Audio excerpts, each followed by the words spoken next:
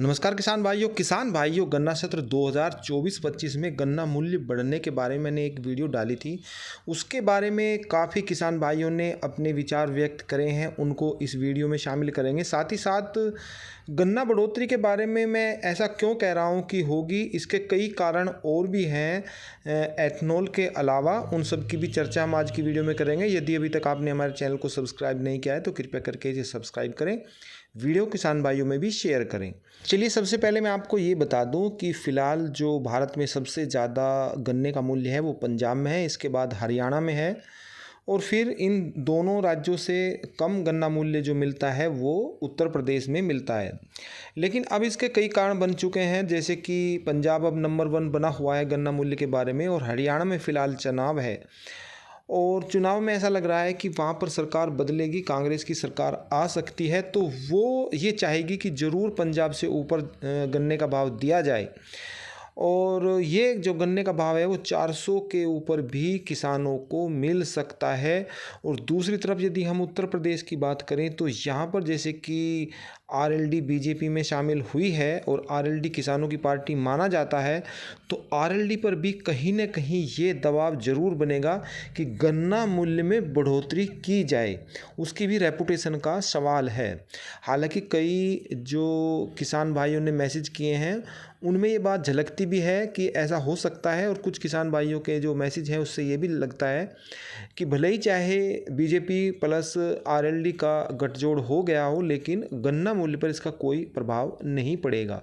आइए कुछ किसान भाइयों के मैसेज पढ़ते हैं, वो इस बारे में क्या सोचते हैं, गन्ने का मूल्य बढ़ सकता है या नहीं बढ़ सकता है। तो इसमें राहुल राणा जी कहते हैं कि 10 रुपये गन्ने का मूल्य बढ़ सकता है। प्रदीप चौधरी जी कहते हैं कि गवर्नमेंट किसानों की नहीं हो सकती, वो गन्ने का मूल्य नहीं बढ़ाएगी। ये काफ़ी मायूस सरकार से लगते हैं। यूजर जाट जी भी लिखते हैं कि 450 रुपये गन्ने का मूल्य होना चाहिए, क्योंकि सरकार बदल चुकी है, बीजेपी प्लस आरएलडी की सरकार हो गई है, तो ऐसा हमें लगता है कि गन्ने का मूल्य बढ़ेगा। मोहम्मद जुनेद जी कहते हैं कि मुश्किल है, गन्ने का भाव नहीं बढ़ेगा। योगेंद्र त्यागी जी कह रहे हैं नहीं बढ़ेगा, इनकी भी वही राय है जो मोहम्मद जुनेद की है। संजय वर्मा जी कहते हैं कि कोल्हू पर तो 450 का भाव मिल रहा है, लेकिन जो सरकारी रेट है वो 370 है, तो ऐसा सरकारी चीनी मिल ऐसा क्यों करते हैं? क्या उनको कोल्हू से भी नुकसान ज़्यादा होता है, उनका खर्चा ज़्यादा होता है? तो ऐसी ये राय रखते हैं। अब जो आगे है वो सुरेंद्र पाल जी हैं, ये कहते हैं कि मील से जो अन्य सामान बनते हैं, जैसे शराब है, ऐसे कोई सामान प्रोडक्ट बनते हैं, तो उसमें किसानों को हिस्सा वो नहीं देती, चाहे कितना ही लाभ हो जाए, वो ऐसा नहीं करती। यदि ऐसा करेंगे तो काफ़ी फ़ायदा किसानों को मिल जाएगा।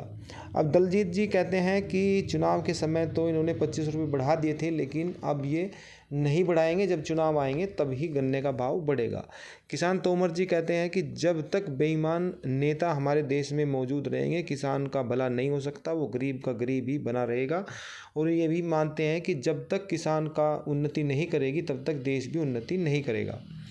अंकुर तोमर जी कहते हैं कि अजीत सिंह अमर रहे, इन्होंने ऐसा नारा लगाया है, काफ़ी इनसे प्रभावित लगते हैं। उदयवीर सिंह जी कहते हैं कि 500 का रेट तो कम से कम होना चाहिए जो खर्चा है। और ये जाट यूजर हैं, ये कहते हैं ये भी 500 रुपये की मांग कर रहे हैं। विकास त्यागी जी कहते हैं कि नहीं बढ़ेगा। मोहित चौधरी जी कहते हैं उम्मीद नहीं है और ये तो घटा भी सकते हैं। ये तो एक कदम और आगे बात को इसको कह रहे हैं कि सरकार जो है वो मूल्य बढ़ाने की बजाय घटा भी सकती है।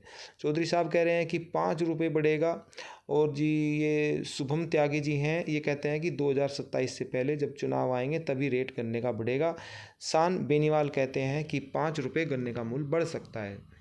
किसान भाइयों गन्ना मूल्य के बारे में मैंने ये वीडियो बनाई है, किसान भाइयों की राय इन्होंने ऐसी दी है।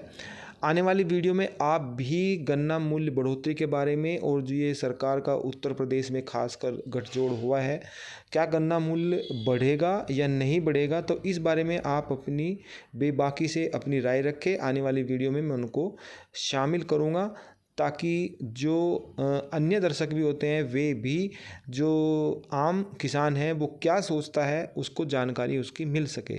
फिर मिलते हैं, तब तक के लिए सभी किसान भाइयों को नमस्कार।